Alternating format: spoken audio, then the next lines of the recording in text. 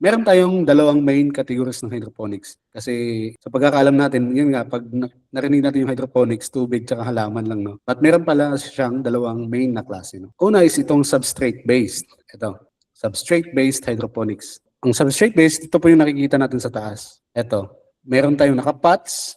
Ito is naka-slabs, no?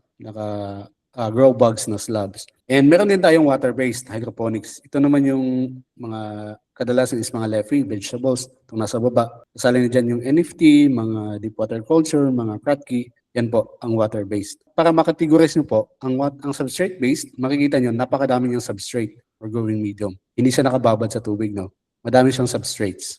Tulad nitong isa din, this is a melon. This is from the farm, dito sa tinatrabahuan ko na farm. Ito yung melon.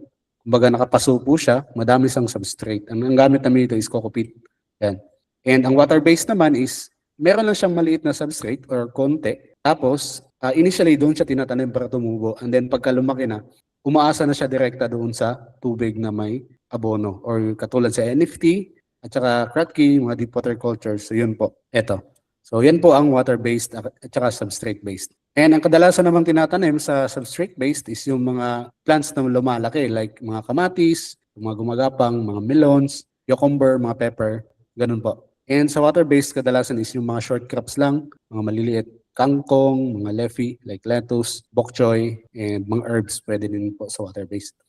Okay? So ngayon, dito nyo pala maiisip kung anong gusto nyo itanim. So dito na kayo mamimili, no? Kung anong bagay na system para sa inyo. Kung leafy is mostly water-based yan, but also pwede siya sa substrate-based. Okay?